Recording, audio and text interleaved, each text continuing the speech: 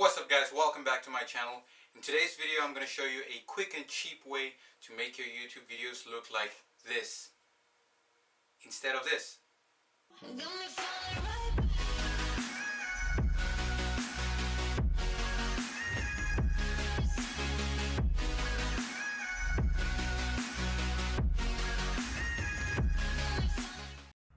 Welcome back to the channel guys, Ravi the Photog here. Like I said, in this video we'll talk about some lighting setups and how to shoot your perfect YouTube video. So let's start off by talking about sound. One of the most important things I've seen when I look at a YouTube video is how is the sound quality. I don't want to be distracted by a car passing by, a person screaming on outside. So you've got to invest in some nice microphones. So right here I've got two microphones.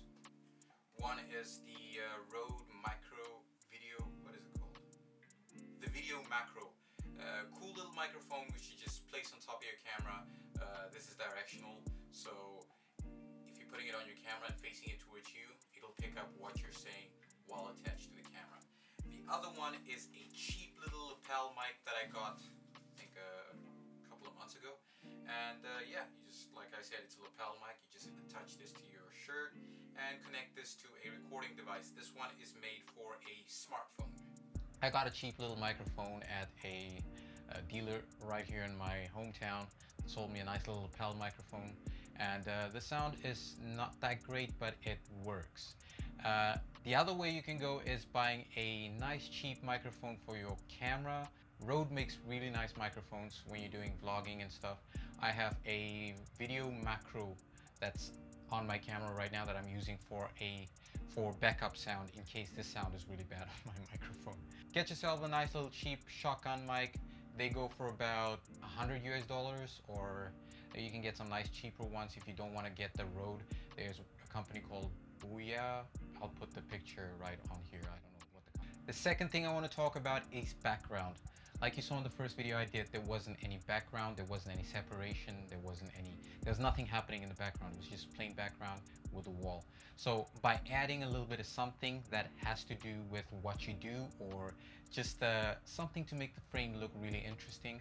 Like right here, I've got a blue light in the background where my lenses are, and I've got one big light. I don't know why I put that there, but yeah, it's supposed to create this nice little ambience and create something for the person to look at instead of just looking at a white wall. Put up a nice little background, make it look really nice, and add a little bit of separation light on there. Although my light in the background is really bright right now, I need to fix that. So just a little separation light to make you pop from the background. The third thing I want to talk about is the use of lenses. There are different lenses out there, like the lens your camera came with, kit lens. Usually it's the 18 to 55, 3.5 to 5.6 if I'm not mistaken. And those lenses are great for taking pictures. The problem comes in when you're recording video, especially in a closed area like this. Usually you'll be recording your video on the inside. You don't get a lot of separation, which gives the video a little bit of a three-dimensional look. Investing in a nice wide-angle lens that has a nice wide open aperture. So if you have a nice wide open aperture, I would suggest something like a 1.8 or a 1.4. That gives you really nice video in low light situations such as this, and it also gives you that nice delicious bokeh you see in the back right here. The fourth thing I would like to talk about is get some separation between you and the background. So my room is tiny, so people that know me know my room is like a little cubicle and there's not a lot of space in here. If you've seen from my previous videos, I always try to angle the camera at some point just to have a little bit of depth of field and see a little bit of separation from me and the background.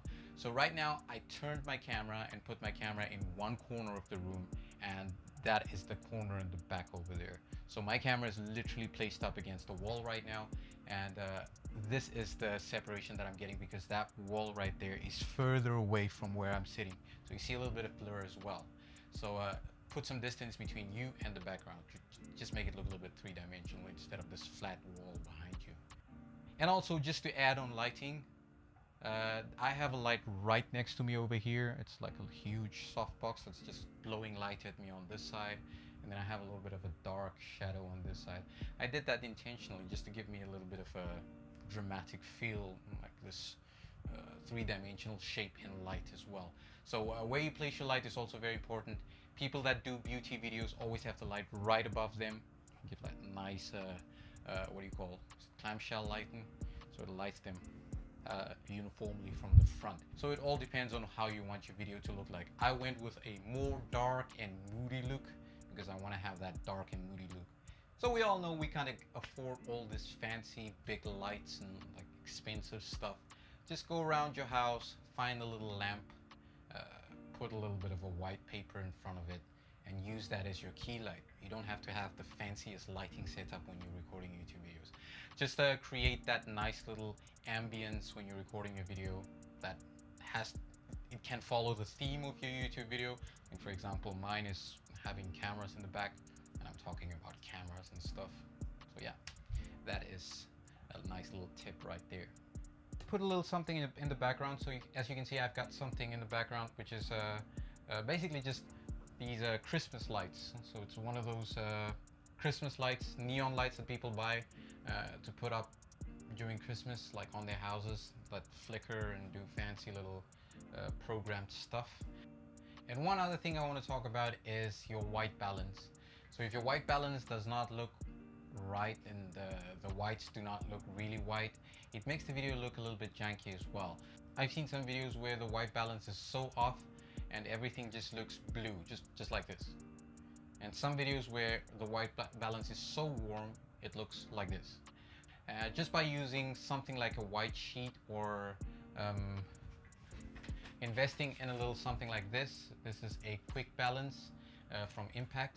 And you can just take it out while you're recording a YouTube video, for example, and you just have it right there, just like so you can get your white balance. When you're doing a post-processing, you just take your little eyedropper from your white balance and just place it right here, and you've got your whites white.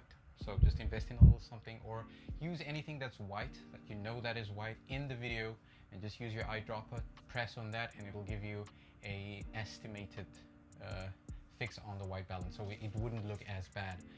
So yeah, look at your white balance when you're shooting. So you don't have to be a pro at lighting, you don't have to be a pro at sound.